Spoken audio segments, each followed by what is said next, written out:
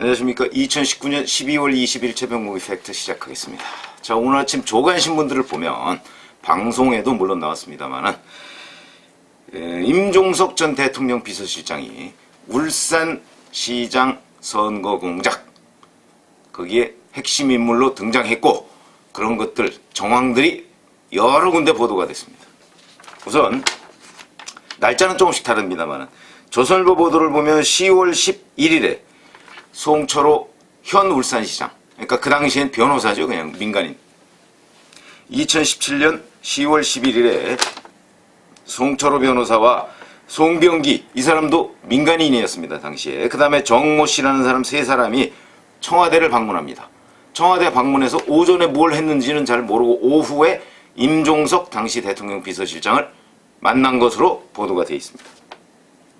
이런 것들은 문건으로도 확인이 됐고 그 다음에 당사자 진술로도 확인이 됐다. 물론 임종석 전 실장을 지금 소환 조사한 건 아닌데 다른 사람들 진술로 확인됐다 하니까 아마 송병기 씨나 아니면 정모 씨 같은 사람 진술로 확인되지 않았을까 이렇게 생각이 듭니다.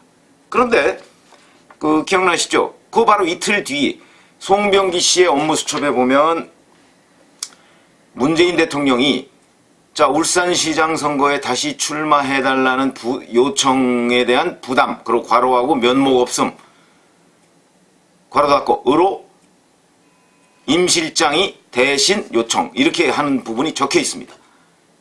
그러니까 무슨 얘기냐면 이틀 전에 청와대에 가서 임 실장을 만나서 그 얘기를 들은 것 아니냐. 그래서 거기에서 대통령의 의견을 전해 들은 것 아니냐. 그걸 10월 13일 날 이틀 뒤에 메모를 해놓은 것 아니냐. 이런 추정이 가능하죠. 그런데 동아일보를 보면 임종석 실장을 만났는지 안 만났는지는 없지만 10월 12일에 송철호 변호사가 청와대를 방문한 것으로 또 동아일보 보도에 돼 있습니다. 그러면 이제 동아일보와 조선일보는 동아일보는 10월 12일, 조선일보는 10월 11일 이렇게 지금 보도가 되고 있는데 어쨌든 간에 조선일보에는 임종석 당시 실장을 만났다고 돼 있고 동아일보는 만나진 않았는데 청와대 만나지 않았다는 얘기는 없지만 여하튼 청와대를 방문했다. 그러니까 방문했으면 누군가를 만나긴 만났을 거 아니겠습니까? 이제 그런 내용이 보도가 돼 있습니다.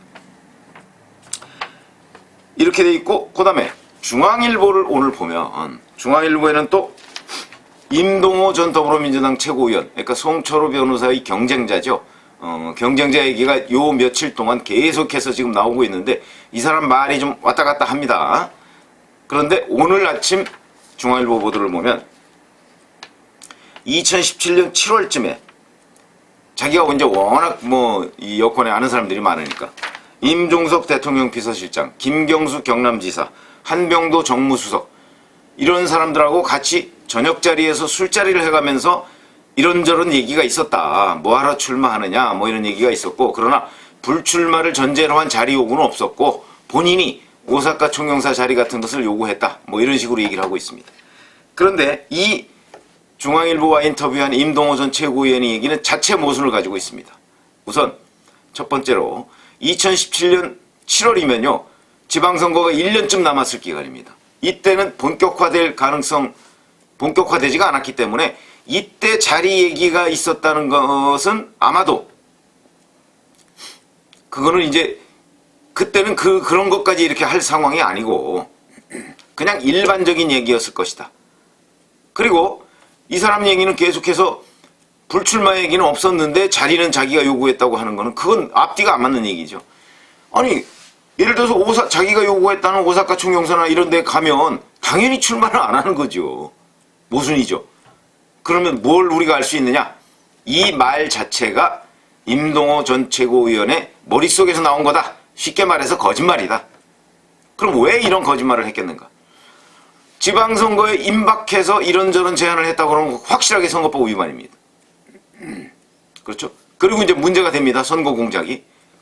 그래서 일부러 2017년 7월쯤이라고 실제 만나긴 만났는데 시기를 확 당겨서 선거법 위반 논란이 생기지 않도록 했던 것 아닌가. 그렇게 생각이 듭니다. 그러니까 제가 보기에는 만나긴 임종석 실장이나 한병도 정무수석, 김경수 경남지사를 술자리 이런 데서 만나긴 만나고 거기에서 한 내용도 다 뭐 실제 자리를 제안해가면서 이제 출마 안 하는 게 어떠냐. 뭐 그 괄호 속에는 송철호 변호사가 지금 내정이 돼 있으니까 아마 이렇게 했던 것이 아닌가 추정이 되는데, 임동호 전 최고위원은 지금 신문, 방송, 인터뷰하는 곳마다 말이 조금씩 달라집니다. 심지어 최근에는 이제 어제 조선일보에 보면 오사카 총영사 자리를 청와대로부터 제안을 받았는데 거절한 것으로 돼 있고, 오늘 아침 중앙일보를 보면 오사카 총영사 자리를 본인이 청와대에 요구한 것으로 돼 있습니다. 그런데 송병기 부시장의 업무 수첩에 보면 A는 공공발전, 동서발전, B는 자리 요구 이렇게 돼 있는데, 이 B가 중앙일보 보도에 따르면 바로 임동호 전 최고위원이다. 그러니까 임동호 전 최고위원이 자리를 요구한 거로 돼 있죠. 그렇게 보면 이제 결국은 본인이 오사카 총영사 자리를 요구했다는 게 사실일 수도 있겠습니다. 저 송병기 수첩과 맞춰보면 결국은 송병기 수첩에도 B가 자리 요구를 하는 것으로서 임동호가 자리 요구를 하는 것으로 돼 있으니까, 그러면 임동호 전 최고위원이 먼저 요구를 했다는 얘기가 되죠. 그렇게 되면 본인이 오늘 아침 중앙일보에 얘기했듯이 자기가 오사카 총영사를 요구했다 하는 것이 맞을 수도 있겠다. 그런데 어제 또 다른 신문 보도에 따르면 2018년 2월 달에, 한겨레 신문 보도군요. 2월 달에 고배 총영사를 제안했다. 청와대에서. 한병도 수석이. 그게 2월 23일입니다. 그런 걸 보면 그 세 가지를 맞춰보면 결국은 아마도 2017년 11월, 12월경에 그러니까 청와대에서 그러니까 이 임종석 실장을 만나서 또는 한병도 수석을 만나서 이 임동호 전 최고위원이 내가 오사카 총영사로 가겠다. 그걸 보내달라 이렇게 얘기를 한 것으로 보이고, 짐작컨대 맞춰보면 세 가지를. 거기에 대해서 청와대가 2월 23일 날 이제 한병도 정무수석이 답을 준 거 아닌가. 오사카 총영사는 곤란하고 고배 총영사로 가는 게 어떠냐 라고 해서 최종적으로 결렬된 건 아닌가. 이 지금까지 나온 보도를 이렇게 꽤 맞춰보면 제가 보건대는 그런 추론이 가능합니다. 근데 고배 총영사로 가라고 그러니까 오사카 총영사보다 고배 총영사는 훨씬 공간 규모가 작거든요. 그러니까 임동호 전 최고위원이 거절한 것 아닌가. 그래서 이제 경선 국면까지 들어가려고 하는데 당에서 송철호 변호사를 단수 공천해버린 거. 이렇게 지금 그림이 그려집니다. 자, 그러면 제가 여기서 주목하는 부분은 이런 울산 정치공작 사건, 제가 어저께도 말씀드렸죠. 환경부 장관, 행정안전부 장관, 그 다음에 대통령 정무수석, 비서실장, 그 다음에 정무수석실 비서관, 비서관이 아니고 선임행정관이죠. 그 다음에 사회수석실 비서관, 그 다음에 민정수석실 수석급 관계자, 이런 사람과 황우나 울산경찰, 그 다음에 당의 선거기획단, 이런 사람을 다 한꺼번에 동시에 몇 개월 사이에 움직일 수 있는 사람이 누구냐? 문재인 대통령 한 사람밖에 없다. 그러면 그걸 문재인 대통령이 직접 했겠느냐? 아니다. 임종석 대통령 비서실장이 했을 것이다. 이렇게 제가 가설을 한번 말씀을 드린 적이 있는데, 그 가설이 거의 오늘 그대로 맞는 그런 상황이 됐습니다. 뭐 물론 저도 그때 그 가설을 말씀드릴 때 문재인 대통령 한 사람밖에 없다. 결국 그 얘기를 하고자 그 긴 얘기를 했는데, 그래서 이제 결국 임종석 대통령 비서실장이 문재인 대통령의 뜻을 따라서 이 울산 정치공작 이거에 실질적인 사령탑 역할을 했다. 이제 이런 결론을 검찰이 곧 저는 낼 것으로 보입니다. 이것만 가지고도 문재인 대통령은 실정법 위반을 한 것이 되죠. 이것이 다 확인된다면. 자, 그런데 그러면 여기서 또 하나 궁금해지는 점이 있습니다. 임종석 전 대통령 비서실장의 불출마. 벌써 오래된 얘기 같지만 별로 오래되지 않았습니다. 한 달 전쯤이죠. 11월 17일쯤에 임종석 전 대통령 비서실장이 갑자기 페이스북에 글을 올립니다. 정말 예상치 못한 글을 올립니다. 내가 불출마하기로 했다.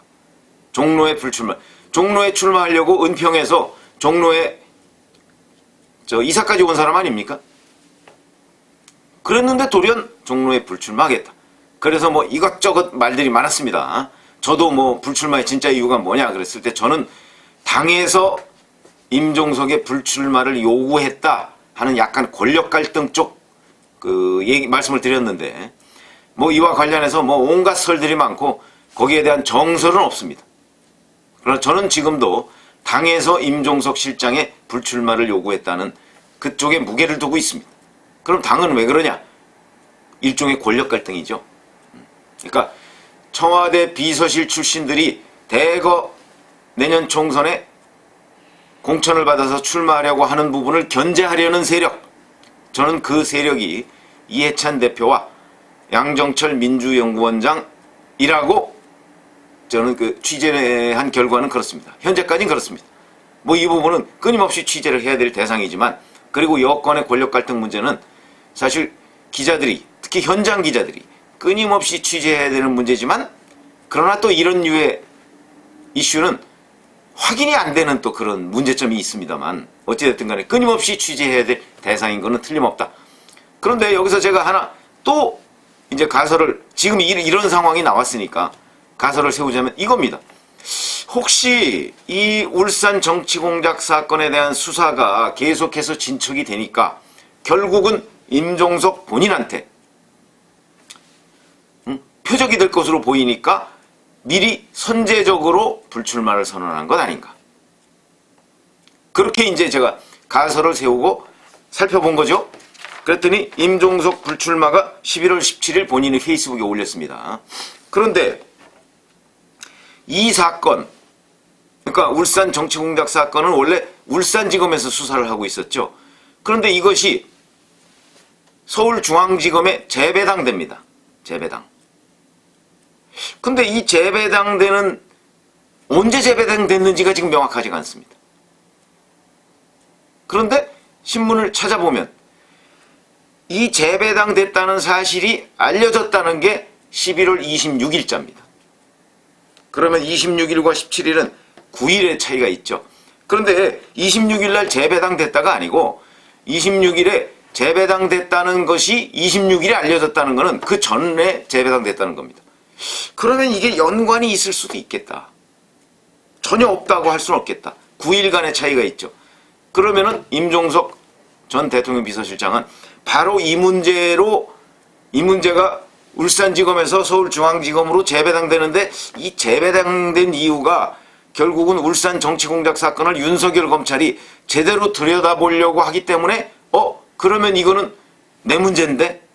라고 하고서 선제적으로 불출마를 선언한 것 아닌가 하는 가설이, 저는 그런 가설이 충분히 성립할 수 있다고 보는데, 왜냐하면 날짜를 볼 때 그러려면 이 재배당된 시점이, 실제 재배당된 시점이 11월 17일 요때가 아니고 뭐 그 한 조금 전에, 그때여야지 이게 이제 앞뒤가 딱 맞는 얘기가 됩니다. 맞는 그림이 됩니다. 그 부분은 아직 확인이 안 됐습니다. 재배당됐다는 사실이 알려진 게 신문에 보도된 게 26일이고, 그럼 언제 재배당됐느냐? 그건 아무리 찾아봐도 현재는 없습니다. 그래서 저도 그 부분은 좀 확인을 해보려고 하는데, 혹시 임종석 전 대통령 비서실장의 총선 불출마와 이 울산 정치공작 사건에 대한 수사, 이것이 연관된 것 아니냐 하는 가설은 충분히 성립할 수 있고, 그 부분은 제가 앞으로 확인을 해보겠다는 말씀을 드립니다. 그래서 자, 이런 식으로 지금 울산 정치공작 사건에 결국은 지휘자는 대통령 비서실장이었고, 그럼 그 대통령 비서실장 자기 뜻대로 됐겠느냐? 그건 물론 아니죠. 문재인 대통령의 뜻을 받들어서 임종석 대통령 비서실장이 사령탑 역할을 한 것으로 보이는데, 자, 그럼 검찰 수사에서 어디까지 드러날 것이냐? 임종석 전 대통령 비서실장 이 부분에 관해서 조선, 동아, 중앙, 또 국민일보까지 전부 다 전화를 한 모양인데 전화를 안 받았다고 합니다. 확인이 안 되는 거죠. 전화를 안 받아, 어차피 부인할 텐데 전화를 안 받았다고 합니다. 왜 안 받고 임종석 전 대통령 비서실장은 사실상의 언론으로부터 잠적을 했을까요? 이 문제가 앞으로 매우 심각한 상황으로 번질 가능성이 높기 때문에 그런 것 아닐까 하는 생각이 들고, 결국은 임종석 전 대통령 비서실장이 검찰에 불려가더라도 전면 부인하겠죠, 본인이. 그러면 이제 검찰에서는 임종석 전 대통령 비서실장으로부터 얘기를 들었다는 사람, 뭐 이런 사람, 이런 걸 종합해서 아마 기소를 하게 되지 않을까. 그렇게 되면 임종석 전 실장도 구속의 기로에, 이거 명백한 선거법 위반 사건이고, 공무원이 선거법 위반을 하면 보통의 선거법 위반 사건은 공소시효가 6개월인데 공무원이 선거법 위반을 하는 건 10년이라고 하더군요. 그러면 아직도 충분히 남아있다. 공소시효하고는 진짜 아무 관련이 없이 조사를 할 수가 있고, 그런 점에서 임종석 전 실장도 구속의 기로에 있는 것 아닌가, 이런 말씀을 드립니다. 그래서 결국은 이 울산 정치공작 사건의 핵심에 임종석이 등장했다. 이게 오늘의 뉴스다. 이런 말씀을 드립니다. 감사합니다.